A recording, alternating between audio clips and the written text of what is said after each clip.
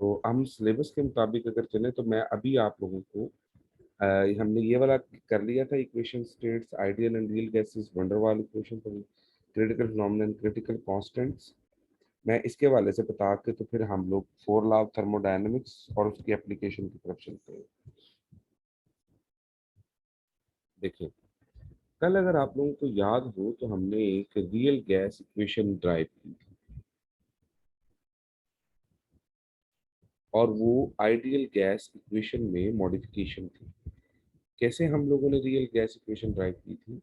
हमने कहा था P plus a n square over v square, ये प्रेशर करेक्शन थी। V minus n b is equals to n r t, ये हमारे लिए मौजूद थी इक्वेशन। अब अगर हम थोड़ा सा इसी इक्वेशन को मजीद आगे लेकर चलें तो हमारे पास ये जो A और ये जो B फैक्टर है, अगर मैं लेट कर लूं कि मेरे पास नंबर ऑफ मोल्स 1 है, n इज इक्वल्स टू 1, तो P plus A over V square और V माइनस बी,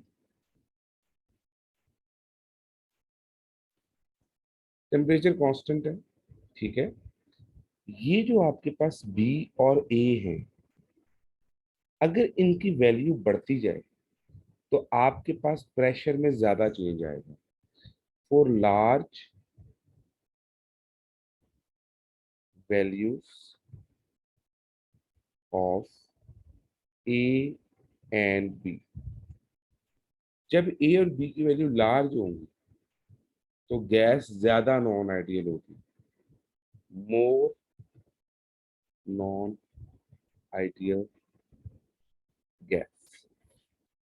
और जब ये वैल्यू छोटी होती चली जाएगी तो हमें कोई फर्क नहीं पड़ेगा। देखिए, ए की वैल्यू बहुत छोटी हो जाए, वी की वैल्यू बहुत बड़ी हो जाए, तो ये फैक्टर इतना ज्यादा छोटा हो जाता है कि पी में ऐड होने से भी कोई फर्क नहीं पड़ता। और बी की वैल्यू भी जितनी छोटी होती जाएगी उतना वॉल्यूम पे कम फर्क पड़ेगा। तो ये आपके पास आइडियल गैसेस के लिए, ये आइडियल गैसेस को शो करती है। हाँ, अगर आप यूं करते हैं P plus a n square over v square, V minus n b divided by n r t, अगर आप ये फैक्टर कंसिडर करेंगे तो फिर आपके पास जो ग्राफ है वो एक आइडियल लाइन, स्ट्रेट लाइन देगा। तो ये इसमें क्रिटिकल फिनोमेना था और ये इनकी क्रिटिकल कांस्टेंट है जिसमें ए और बी आ जाता है, ठीक है। और वैसे आप आता तो नहीं होता, लेकिन इस ए और बी के कुछ यूनिट्स भी हैं, बाकी चीजें भी हैं, वो अगर किसी का दिल करेगा तो वो वहां से कर ले। इससे ज्यादा इसके अंदर आप लोगों ने कोई खास चीज एडिशन नहीं करना। अब हम चलते हैं फोर लॉज ऑफ थर्मोडायनामिक्स। सबसे पहले ये बताएं कि थर्म का मतलब क्या होता है, any one of you, heat. heat, and what is dynamic? movement, movement. अच्छा, हीट की मूवमेंट का मतलब क्या होगा? हीट का फ्लो होना। अच्छा, हीट के फ्लो से हमें मिलता क्या है? एनर्जी मिलती है सर। एनर्जी मिलती है। कैसे एनर्जी मिलती sir heat is a form of energy, जब वो फ्लो करेगी तो एनर्जी ही मिलेगी ना।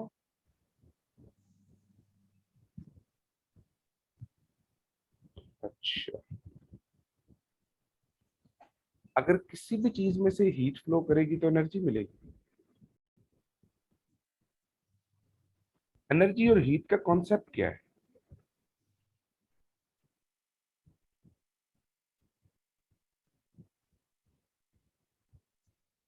जी सर एनर्जी का होता है एबिलिटी टू डू वर्क, तो हीट जितना फ्लो जी जी जी करेगी। जी, ये बात आपने दुरुस्त की। असल में हमारे पास जब लॉज ऑफ थर्मोडायनामिक्स का जिक्र होता है ना, तो हम देखते हैं कि उसका क्या रूट है, क्या समझ लें रिलेशन है, कि हम उससे क्या वर्क ले सकते हैं। असल में हमारा एक्चुअल मकसद जो है, जब हम लॉज ऑफ थर्मोडायनामिक्स की बात करेंगे तो हम देखेंगे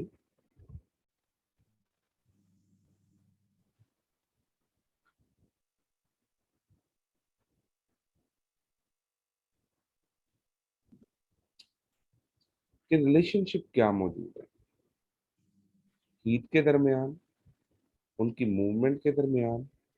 और फिर हम लोग ये इमेजिन करेंगे, ये देखेंगे कि हमारे पास एनर्जी किस तरह से ट्रांसफर होती है, कितनी एनर्जी जो है वो वर्क डन में कन्वर्ट होती है। जीरो लॉ जो है वो कहता है,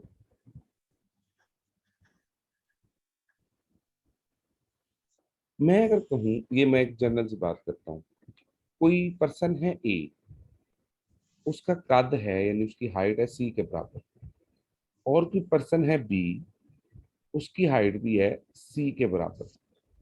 तो हम क्या कह सकते हैं, ए की हाइट किसके बराबर है, बी के। बी के बराबर।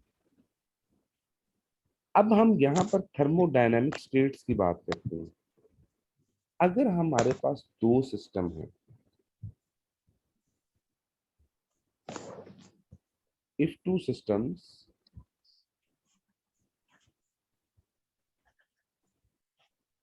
आर इन thermodynamic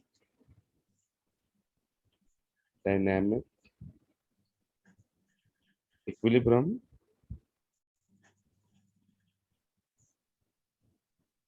with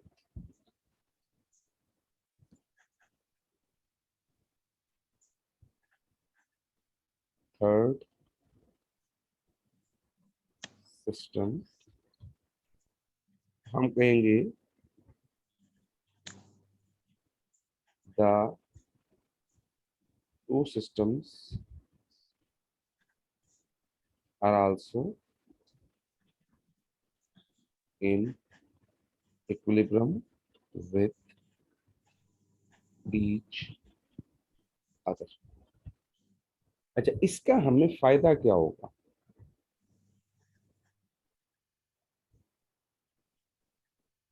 जी, इसको जीरो लॉ ऑफ थर्मोडायनेमिक्स कहते हैं।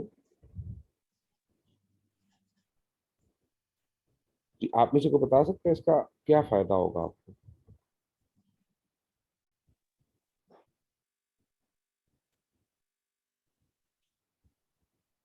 जी, एनीवन ऑफ यू। फिर आई थिंक हीट कैपेसिटी अगर एक की पता हो तो सबकी पता चल जाती है। एक की पता हो तो सबकी हीट कैपेसिटी पता चल जाती है। हर थर्मोडायनामिक्स में इस तरह कुछ होगा। वो तो होगा इस तरह का ही। मतलब सर आप एक इक्वेशन के इक्विलिब्रियम के मतलब बेनिफिट की बात कर रहे हैं, मतलब कि इक्विलिब्रियम का बेनिफिट क्या होता है ऐसे। ऐसे करने चले, ऐसे बता दो। सर यूं होता है कि मतलब इक्विलिब्रियम में मतलब जो रिएक्टेंट्स होते हैं वो तो कन्वर्ट होते हैं प्रोडक्ट्स में। अच्छा, ठीक है। तो यूं है कि अब रिएक्शन ने तो इक्विलिब्रियम को एस्टेब्लिश करना है ना, मिसाल के तौर पे नहीं अगर नहीं, वो तो आप डी शार्ट्रियर की तरफ चले गए हैं ना, हम उसको डिस्कस हम्म नहीं कर रहे हैं। हम कह रहे हैं इसका हमें फायदा क्या हो सकता है, बेनिफिट कि बताएं। जब दोनों सेम हो तो उसको क्या बेनिफिट है।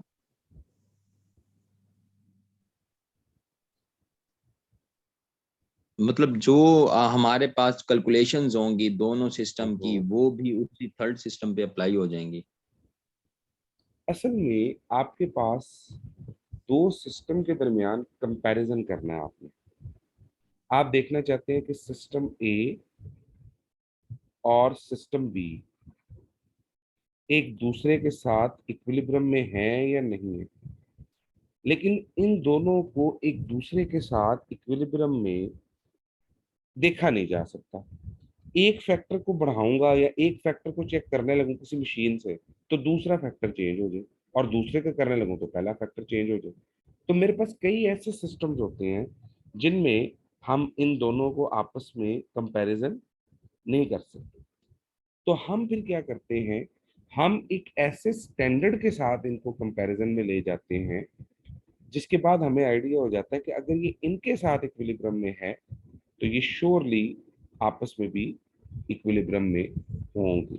यानी आप ये समझ लें कि हम लोग एक स्टैंडर्ड के मुताबिक दोनों को इक्विलिब्रियम में चेक कर सकते हैं। ठीक है।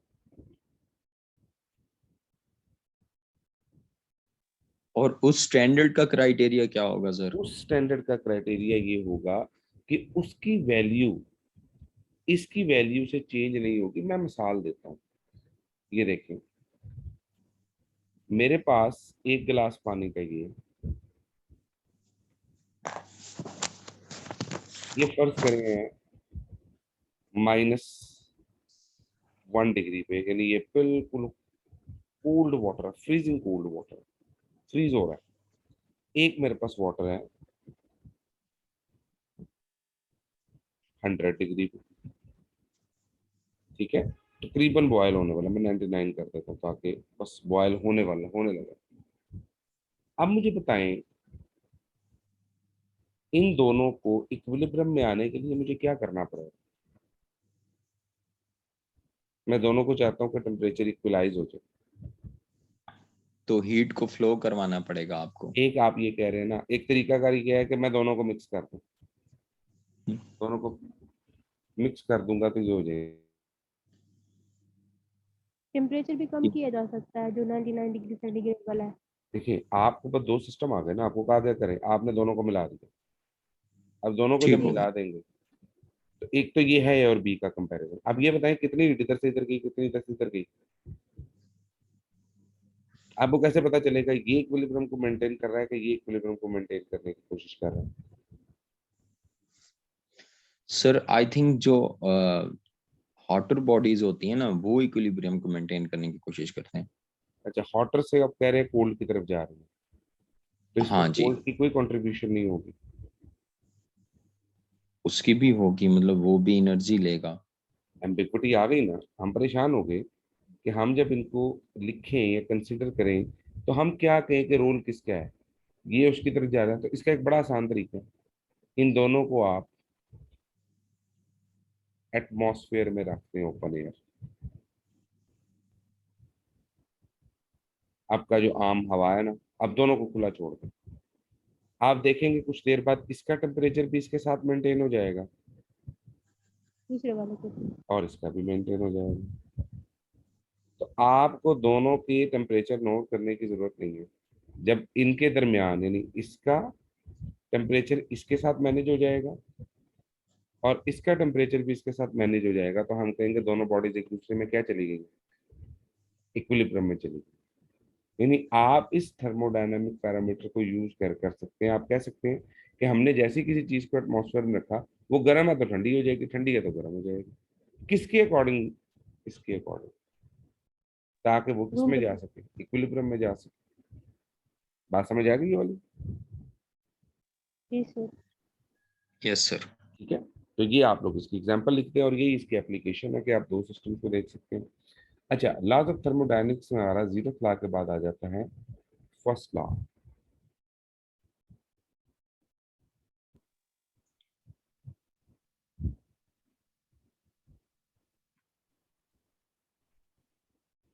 फर्स्ट लॉ ऑफ थर्मोडायनेमिक्स हमें क्या सिखा रहा होता है?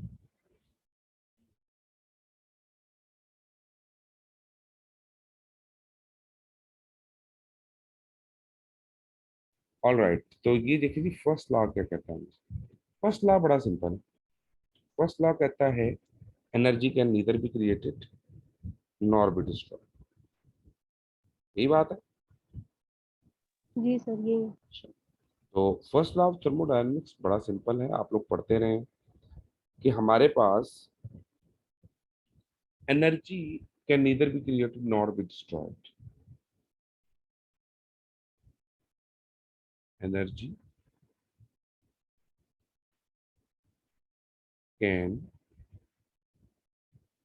neither be created nor be destroyed। फिर क्या होता है? बस ये अपनी फॉर्म चेंज करती है, ऐसे ही होगा सर। जी सर।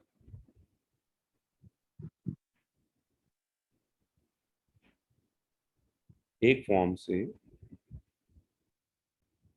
दूसरी फॉर्म में कन्वर्ट हो जाता है। हम मानते हैं कि एनर्जी ना बनाई जा सकती है ना तोड़ी जा सकती है, वो सिर्फ एक फॉर्म से दूसरी फॉर्म में कन्वर्ट होती है, दैट्स इट। तो अगर हम थोड़ा सा इस चीज को लेकर चले, एनर्जी का neither be created not be destroyed वाले फॉर्मूला को, मुझे एक बात बताएं। एक मैंने छोटा सा, एक, ये जो गांव के रहने वाले लोग हैं वो समझते हैं कि मैंने एक छोटा सा बूटा लगाया। ये एक बहुत बड़ा, एक ऐसा बूटा लगा दिया मैंने, चले,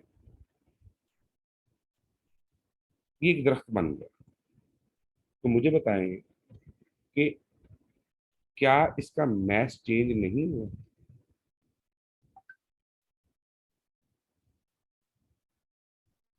जी। हुआ है सर, इसका मैस चेंज हुआ क्या है। इसकी एनर्जी चेंज नहीं हुई?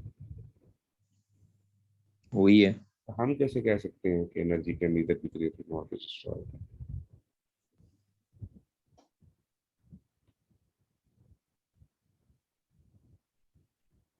हाँ जी।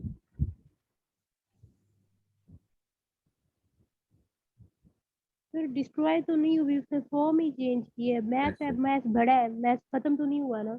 एक मिनट, तो बढ़ गया ना, तो आपने कह रहे हैं एनर्जी या mass can neither be created nor be destroyed. ना बढ़ाया जा सकता ना कम किया जा सकता, तो यहाँ तो मैस ज्यादा हो रहा सर उसमें सॉइल में से लिए हैं ना न्यूट्रिएंट्स वगैरह। है। अच्छा। सर यहाँ पे मेरे ख्याल में हाँ जी। मतलब यहाँ पे जो ओवरऑल अर्थ की एनर्जी है ना, उसकी भी बात हो सकती है कि मतलब वो तो सेम रहती है ना, वो फिर एक फॉर्म में दूसरे फॉर्म में जाती रहती है। मिसाल के तौर पर। सर अब जैसे न्यूट्रिएंट्स हैं, बैक्टीरिया हैं, मतलब ओवरऑल एनर्जी वो तो अर्थ की सेम है ना, मतलब जितनी एनर्जी रहेगी किलो जाउल में या कैलोरीज में वो तो सेम रहेगी, लेकिन उनकी फॉर्म चेंज होती रहेगी। तो फिर आप यहाँ से अगर उस कॉन्सेप्ट की तरफ जाएं जहां पर एंट्रोपी का जिक्र आता है, तो उसमें हम्म। तो वो चेंज हो रही है ना। वो कहते हैं एंट्रोपी ऑफ द यूनिवर्स बढ़ रही है। मेरा क्वेश्चन बड़ा सिंपल सा है कि ये मेरे पास बूटा इतना बड़ा हो गया, आपने उसको रिलेट कर दिया पूरी एनर्जी के साथ, ये बात आपकी मानने लगी, लेकिन कैसे? आप न्यूट्रिएंट्स की बात कर रहे हैं। अच्छा, इसने 80% जिन्होंने बताया वो ठीक है कि ये सॉइल से न्यूट्रिएंट्स ले रहे हैं, क्या हवा से कार्बन डाइऑक्साइड नहीं ले रहा? क्या वाटर मॉलिक्यूल्स नहीं ले रहा? तो जिस दिन से आपने वो पौधा लगाया उस दिन से लेके उसके दरख्त बनने तक, अगर अब सारा वाटर, सारा कार्बन डाइऑक्साइड और वो सारी ऑक्सीजन जो उसने इवॉल्व की है, वो सारे बैक्टीरिया, मिनरल्स, विटामिन जो भी ये लेता है, वो देखेंगे कि दोनों की एनर्जी, दोनों का मैस सेम होगा। अच्छा, फर्स्ट लॉ ऑफ थर्मोडायनेमिक्स का एक बहुत बड़ा कॉन्सेप्ट जो है वो लिंक करता है इंटरनल एनर्जी के साथ। जी, इंटरनल एनर्जी क्या चीज है?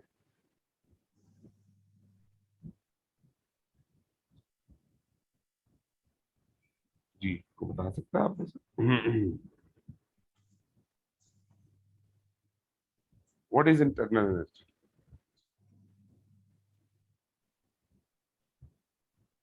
Any one of you? Sir जो उसके अंदर हीट ट्रैप होती है। हर सिस्टम में ही ट्रैप होती है। अच्छा, आप बता सकते हैं इंटरनल एनर्जी एग्जैक्टली कितने मॉलिक्यूल्स की वजह से है? देखिए, एक मॉलिक्यूल है मेरे पास, सपोज ये वाला, ये मॉलिक्यूल एक्स एक्सिस में भी घूम रहा है, वाई एक्सिस में भी जा रहा है, और जी एक्सिस में भी मूव कर रहा है। ये इसकी ट्रांसलेटरी मोशन है। इसके अलावा ये मॉलिक्यूल रोटेट भी कर रहा है और ये मॉलिक्यूल जो है ये वाइब्रेट भी कर रहा है।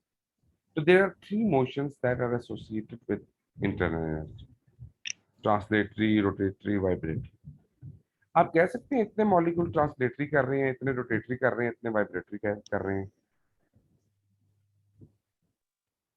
जी बता सकते हैं?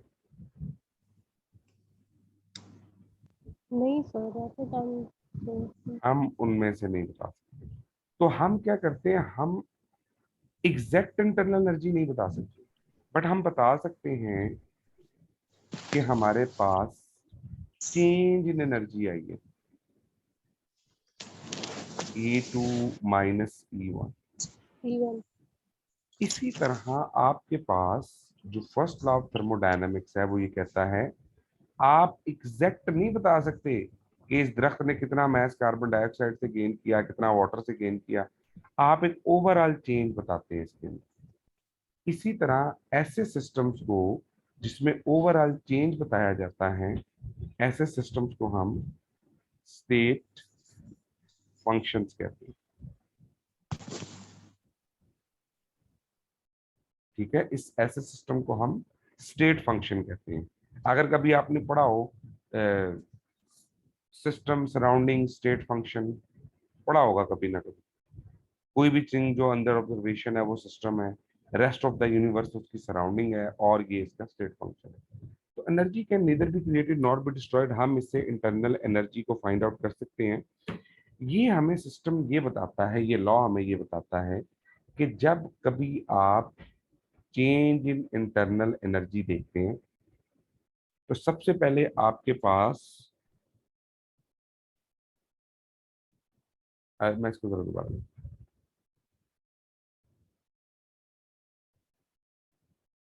जब आपने किसी सिस्टम पे हीट क्यों अप्लाई, तो इसके दो असरात होते हैं।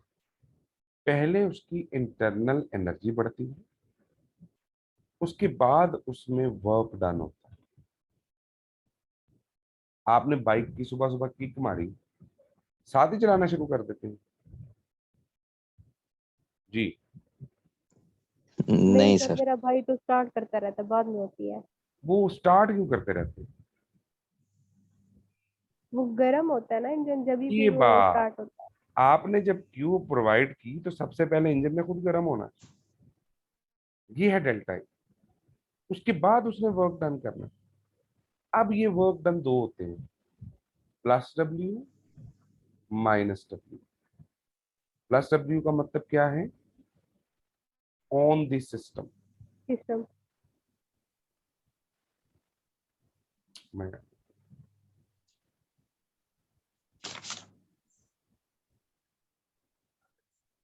Plus W on system, negative W by the system. By system. ये बात हमने ज़हन में रखी है। तो work done on the system and work done by the system, ये हमारे पास दो इसके सिस्टम्स होते हैं। जो इस इक्वेशन को आपने अभी के लिए याद रखना है, क्योंकि उसने 4 लॉज बताए हुए हैं, उसकी एप्लीकेशन पूछी हुई है। तो आप क्या कर सकते हैं, आप यहाँ से फाइंड आउट कर सकते हैं। आप देख सकते हैं कि किसी चीज में चेंज कितना आया है। एक इंटरनल एनर्जी को फाइंड कर सकते हैं Q माइनस डब्ल्यू करके। ठीक है, वर्क डन को निकाल सकते हैं Q माइनस डेल्टा ई करके। फिर आपको ये पता चल जाता है वर्क ऑन द सिस्टम है या बाय द सिस्टम है। तो ये आप लोगों ने याद रखना है। और अगर ये प्रेशर वॉल्यूम हो, प्रेशर किसके बराबर होता है? Force per unit area. Area. ठीक है, अच्छा, प्रेशर इज इक्वल टू, मैं ऐसे लिख सकता हूँ,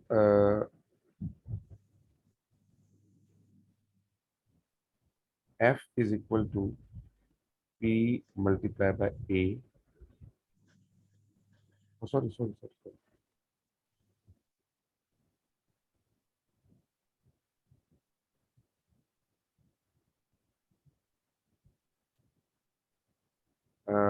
ये हमारे पास आ गया, pressure equal force per unit area.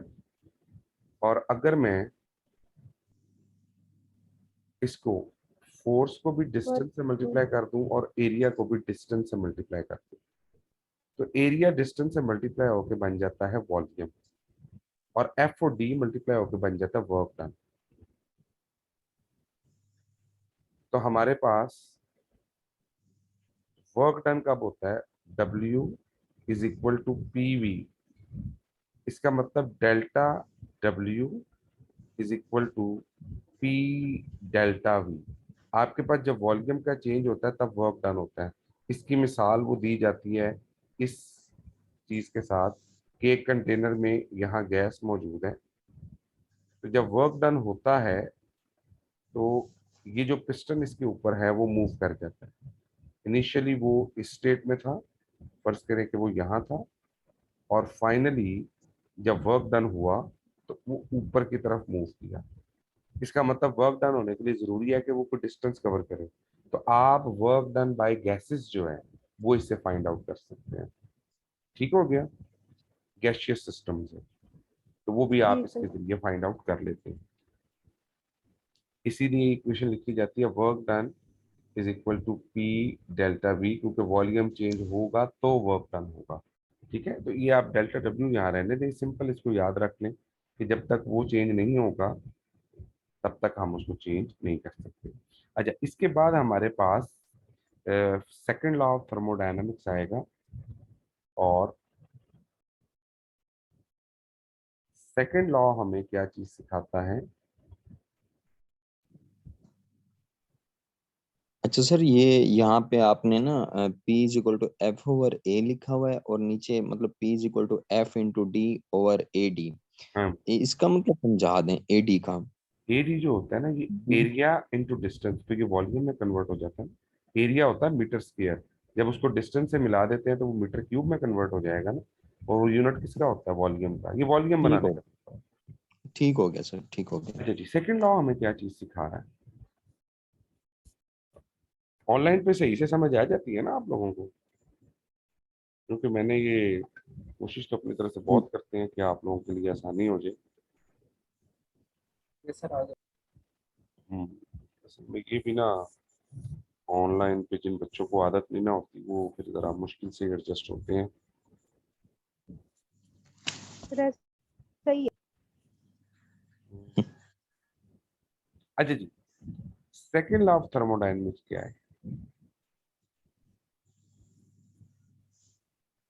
Second law of thermodynamics की एक सिंपल सी डेफिनेशन हम लिख लेते हैं, बड़ी simple C.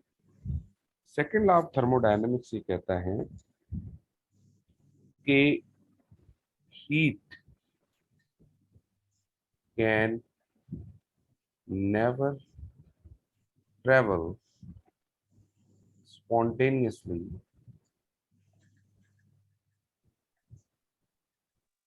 from colder body to hotter body। एक चीज ठंडी है, ऐसा नहीं हो सकता कि आप उसको किसी गर्म एटमॉस्फेयर में रखें तो वो मजीद ठंडी होती है, ये इम्पॉसिबल है। वो गर्म हो, यानी हीट जो है वो ट्रेवल कर सकती है from hotter to colder body. या दूसरे लफ्जों में कहें कि हमारे पास efficiency of heat engine is always less than 1। वो 1 से हमेशा कम होती है। आपको याद हो, आप लोगों ने कार्नोट साइकिल पढ़ा था, तो कार्नोट साइकिल में ये बात बताई गई थी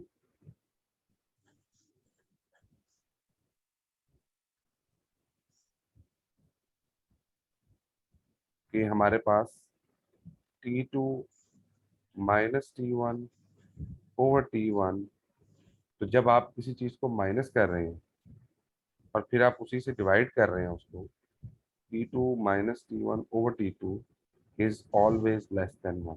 यानी आप कभी भी 100% एफिशिएंट इंजन नहीं बना सकते। दूसरे लफ्जों में हीट को 100% एनर्जी में कन्वर्ट नहीं नहीं कर किया जा सकता। यहाँ से कॉन्सेप्ट राइज हुआ था जिसको हम कहते थे disorderness of a system. Disorderness,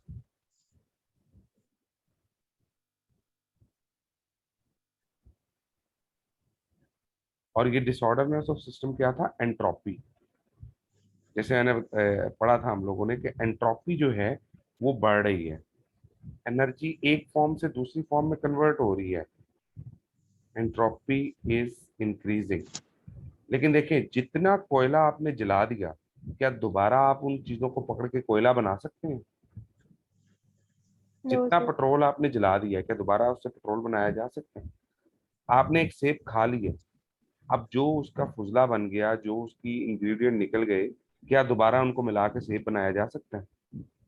तो second law of thermodynamics disorderness of the system के बारे में एक्सप्लेनेशन देता है। अच्छा, इसके साथ ही हम चलते हैं थर्ड लॉ की तरफ।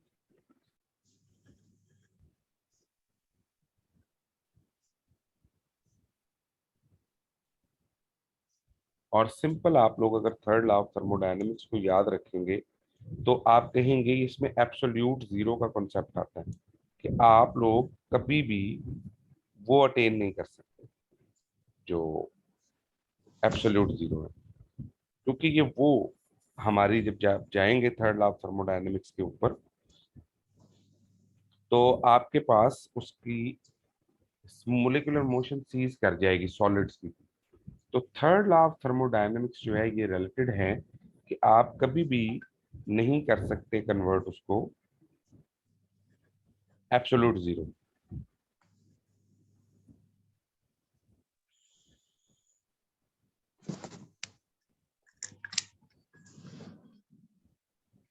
जस्ट फॉर अ मिनट, इसको सिंपल वर्ड्स में याद रखिए, it is impossible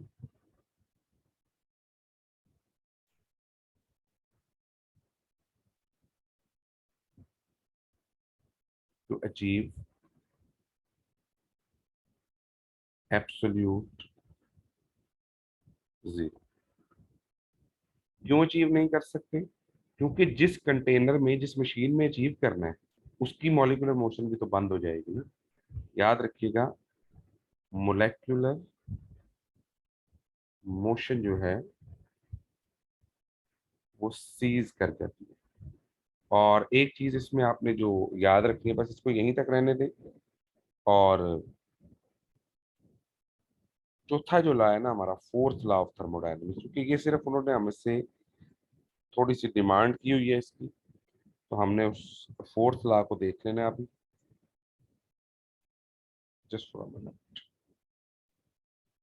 so time भी कम रह गया इसका।